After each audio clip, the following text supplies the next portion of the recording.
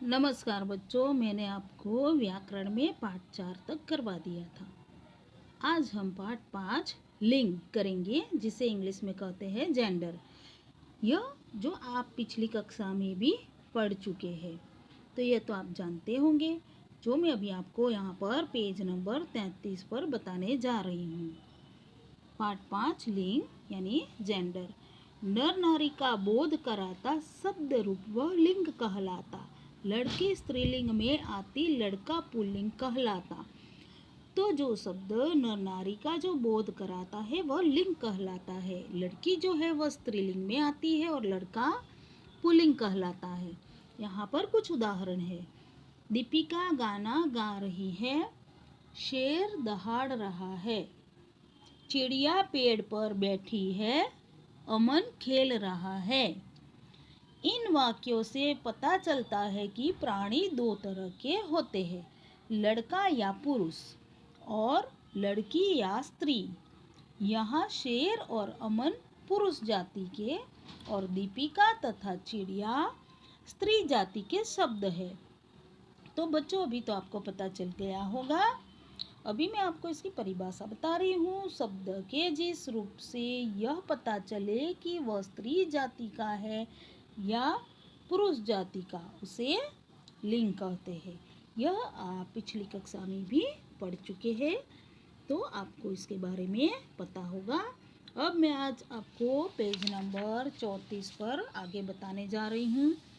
लिंग के भेद। लिंग के दो प्रकार होते हैं, एक तो होता है पुल्लिंग, दूसरा स्त्रीलिंग।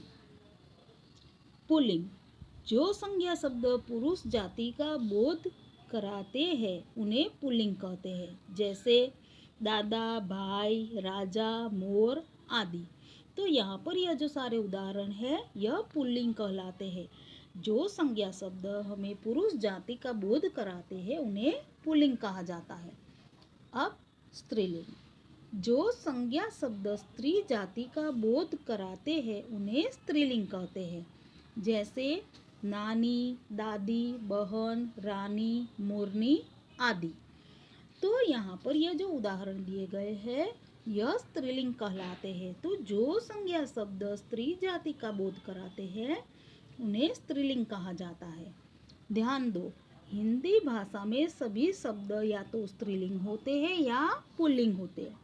कुछ शब्दों के लिंग नहीं बदलते, वे दोनों लिंगों में एक समान रहते हैं, जैसे राष्ट्रपति, प्रधानमंत्री, इंजीनियर, डॉक्टर, सभापति, सैनिक आदि।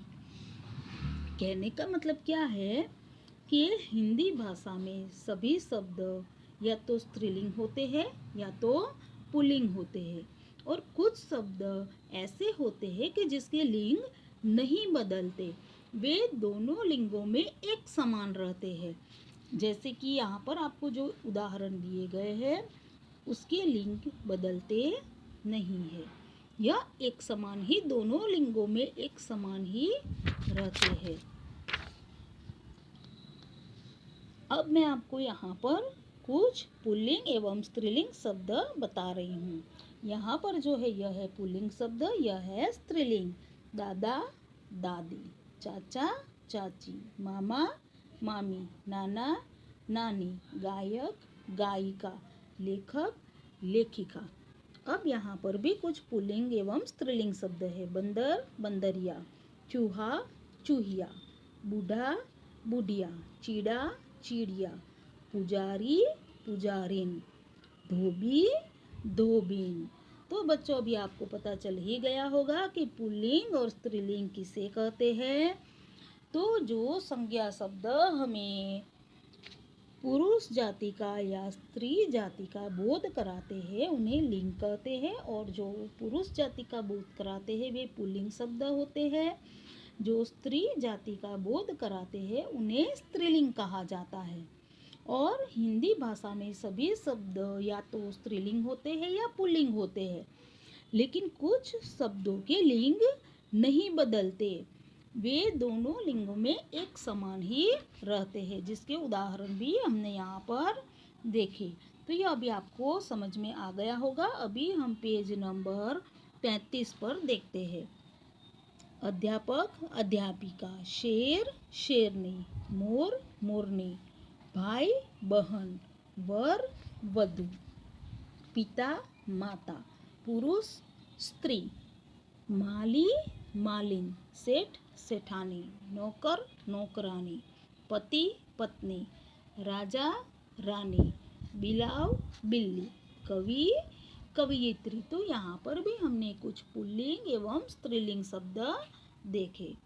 लिंग की पहचान के कुछ तरीके। मेरा, तुम्हारा, उसका, अपना, किसका आदि शब्द पुल्लिंग के लिए आते हैं। जैसे मेरा कुत्ता बहुत छोटा है। मेरी, तुम्हारी, उसकी, अपनी, किसकी आदि शब्द स्त्रीलिंग के लिए आते हैं। यहाँ पर उसका उदाहरण दिया गया है, उसकी बिल्ली सफ़ेद है, तो यह स्त्रीलिंग में आता है। क्रिया से भी संज्ञा शब्दों के लिंग की पहचान की जा सकती है। जैसे फूल खिला है, तो जो क्रिया शब्द है उनसे भी हमें पता चलता है कि यह स्त्रीलिंग है या पुल्लिंग है। तो यह उदाहरण से हमें यह पता चलता है कि यह पुल्लिंग कहलाता है। कली खिली है, तो यहाँ पर यह स्त्रीलिंग है। खिला है, तो यह जो क्रिया है इससे हमें पता चलता है कि यह पुल्लिंग है। खिली है, तो इस क्रिया से हमें पता चलता है कि यह स्त्रीलिंग है। तो बच्चों, आज मैंने आपको यह पाठ पूरा यहाँ तक समझा दिया है, जो आपको समझ में आ गया होगा।